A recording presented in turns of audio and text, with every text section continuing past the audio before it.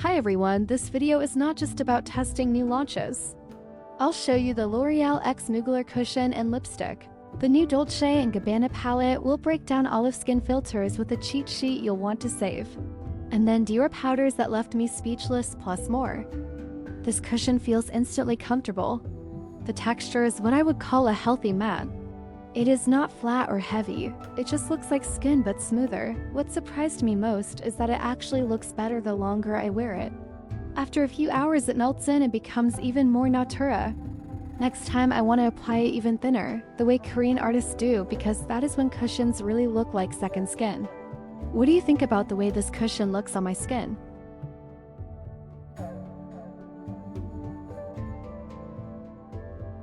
For concealing, I use the Day Seek Pro Concealer Palette.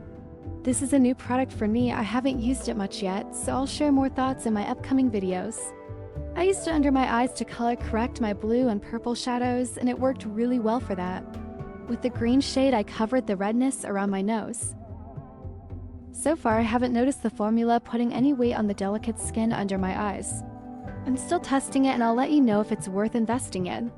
For contour, I mixed 2 sticks, ColorGum Neutral and Etude House Cool. Both are creamy, they blend in seconds and never leave streaks.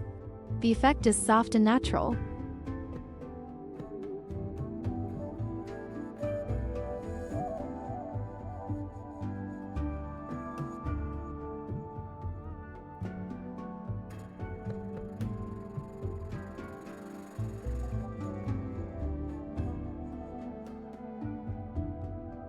On my cheeks, I use the Dior Rosy Glow Stick in Berry. Don't be afraid of how deep the color looks in the stick.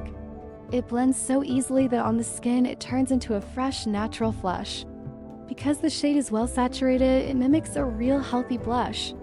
You can even apply it on top of powder if your morning routine got rushed and you forgot blush earlier. It melts in effortlessly and makes the skin look alive without ever looking powdery.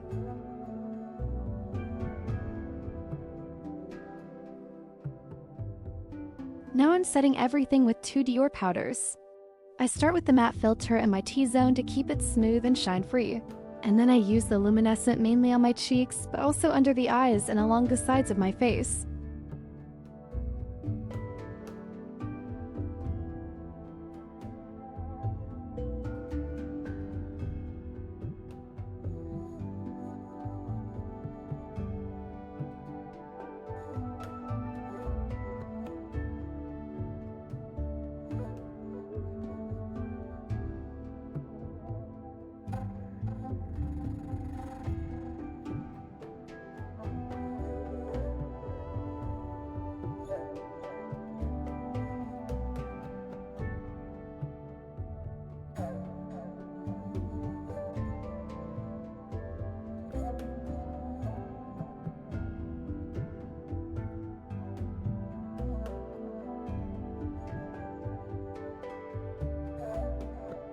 I'll dive into the details at the end, but for now just notice how the cheek looks right here. This is Dior doing Dior, polished, glowy, and still completely natural.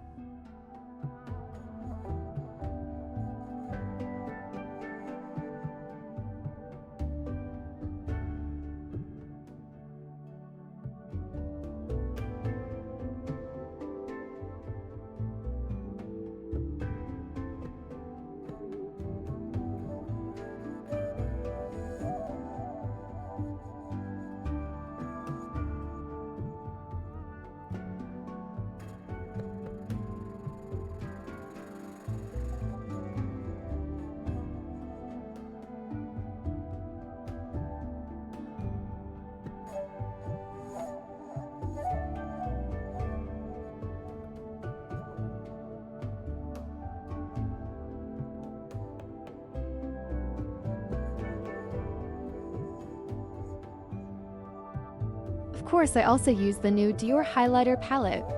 It is cool toned, silky, and thin on the skin.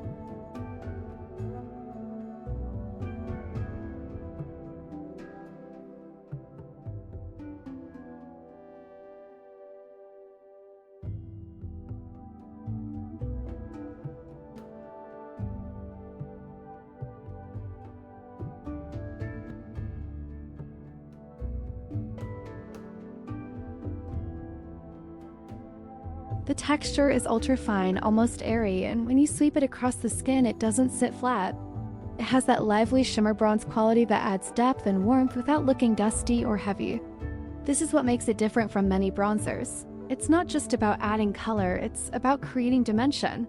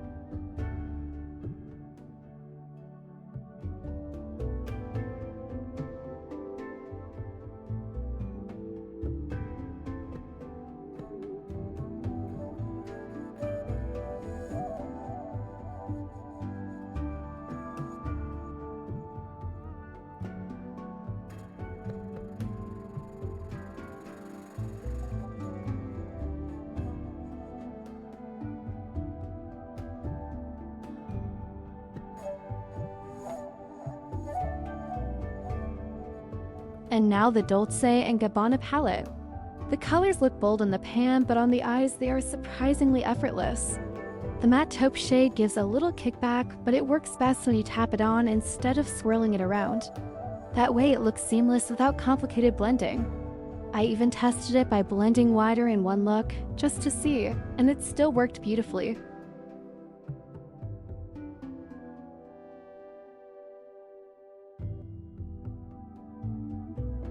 The formula is thin and smooth, it feels luxurious, and I call it a cool, beautiful, exclusive palette. It lays down so lightly, never emphasizing texture. These are exactly the kind of eyeshadows that are perfect for mature lids.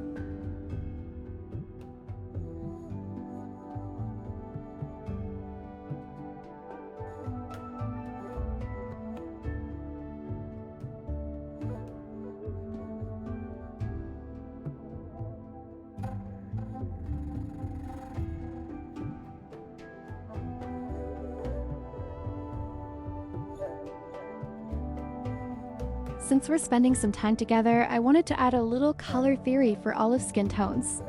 Because if you've ever wondered why shades look so different on us compared to other undertones, this might help.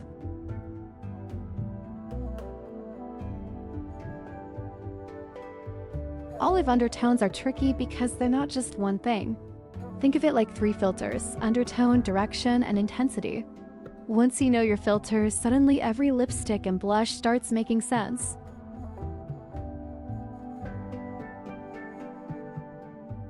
Let's start with the first filter, the olive undertone itself. If foundation often looks orange or ashy on you, that's a big clue. The best matches are usually neutral or olive shades, not purely yellow or pink. And if your skin in shadow sometimes looks a little greenish-gray, that's another strong sign you're olive.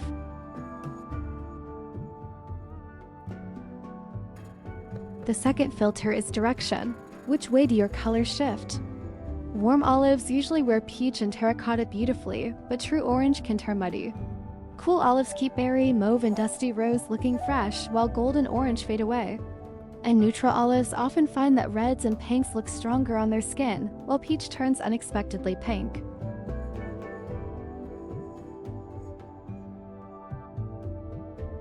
The third filter is about intensity. How much color does your skin actually need? Saturated olives shine in bold fuchsia, true reds, and jewel tones, but dusty rose can look a bit dull.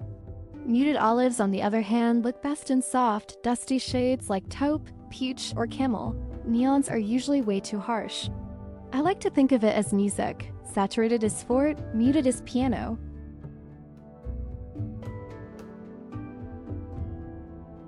And when it comes to lip products, there's another layer to consider: your natural lip pigment. The natural red of the lips can completely transform how a shade shows up. That's a whole separate topic, but it's good to keep in mind when a lipstick pulls warmer, cooler, or darker than expected.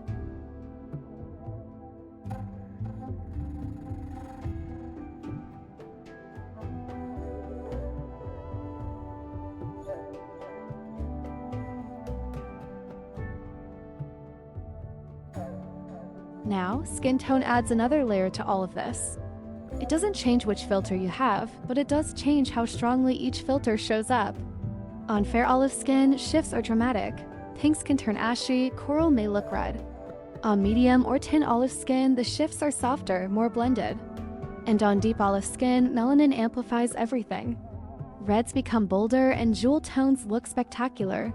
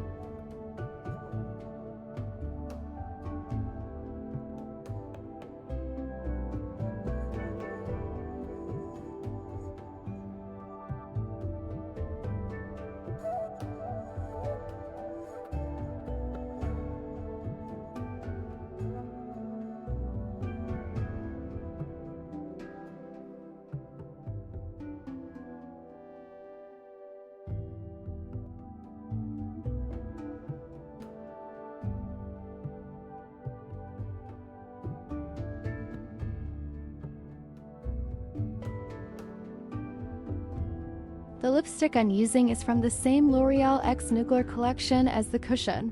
It's the Power Matte in Nude 02.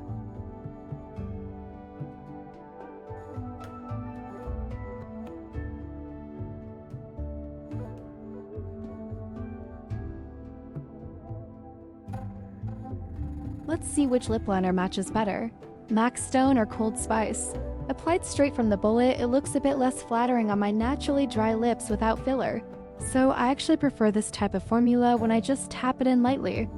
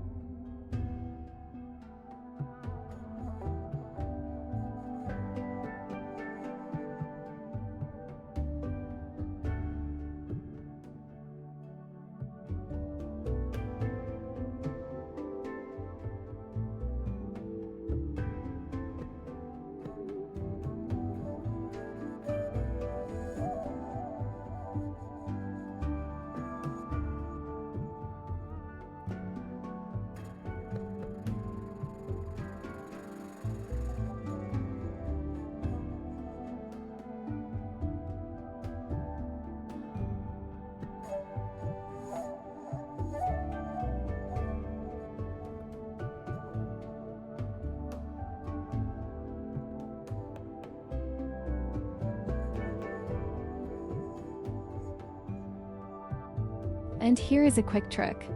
Sometimes the lipstick pulls too warm. To balance it, I added a touch of this bronzer and a sweep of chocolate shadow from my Charlotte palette. It instantly harmonized the whole look and made everything feel cohesive again.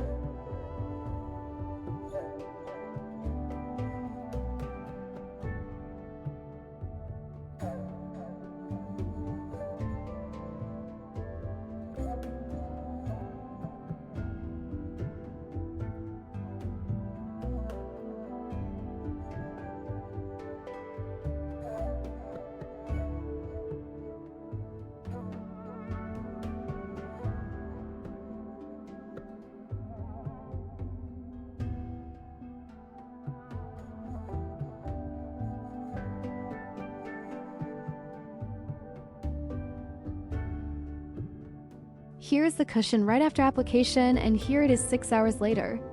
I love how it keeps blending with the skin, looking more natural with time.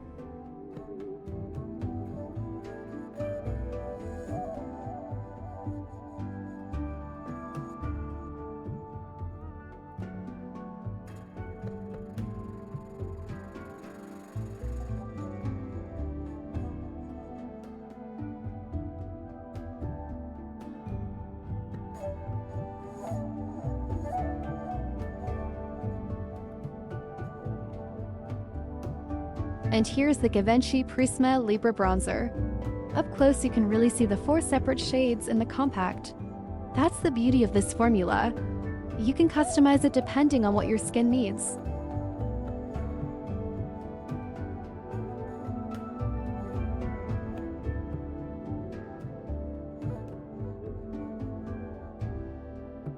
I often mix the pink beige with a touch of cool brown and neutral beige, which creates a soft, balanced tone for fair skin.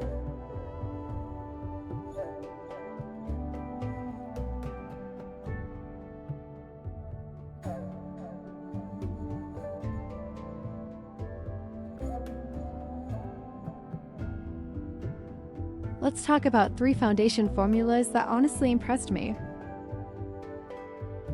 Charlotte Tilbury Airbrush. This one has so much pigment that you can apply the thinnest layer and it still gives full coverage. When you use it sparingly, it sits perfectly on the skin. No caking, no creasing, just smooth all day. It's so concentrated you can even use it as a spot concealer, which I do when I'm in a rush.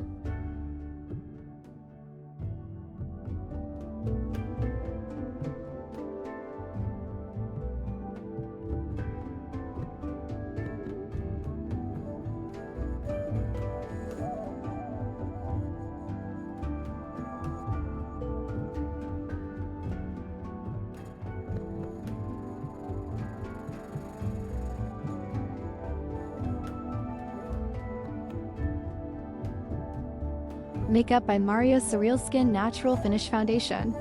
This is where I feel a little sad. The formula is gorgeous, lightweight, breathable, and very natural looking, but the shade is just too dark for me. If the color worked, I'd wear this every day. It has that perfect balance. Not too shiny, not too matte.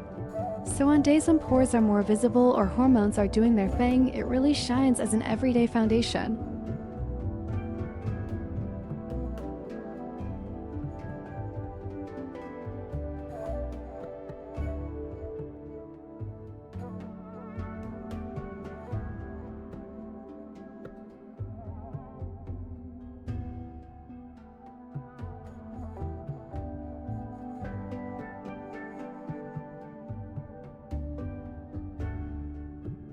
And then there's the Armani tint.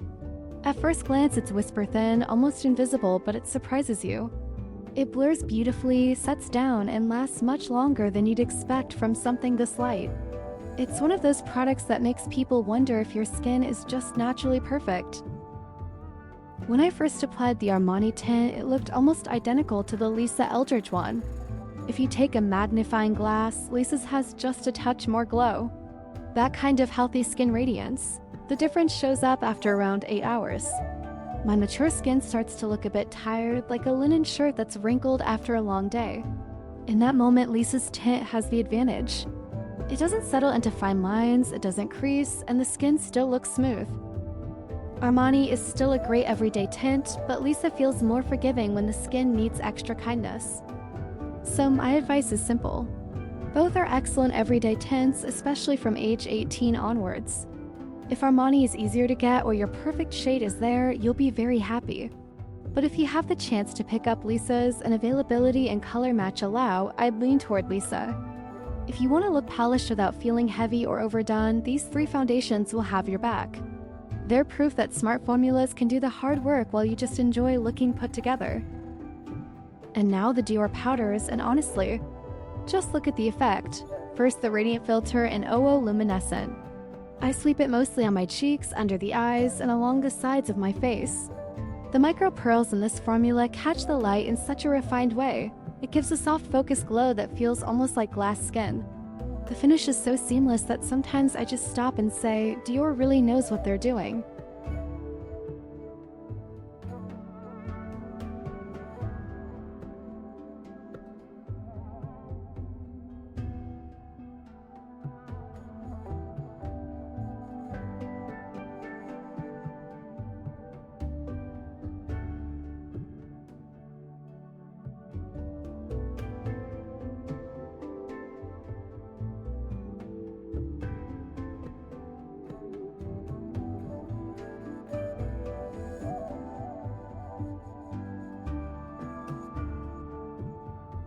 Then the matte filter in a one fair. I press it into my T-zone and it instantly smooths everything out.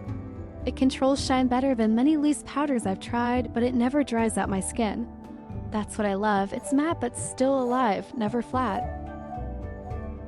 So after trying all of these, the products that really stayed with me are the Dior powders and the highlighter palette. They make makeup feel elegant, almost effortless, and that's what I love most. The Dolce & Gabbana palette also surprised me. Thin textures that flatter the skin instead of fighting with it. And of course, the new L'Oreal X Mugler pieces brought that touch of fun. I hope you enjoyed exploring these formulas with me. Let me know which one impressed you most or which you'd like to try yourself. Until next time, let's keep makeup about skin that feels like skin. Only better.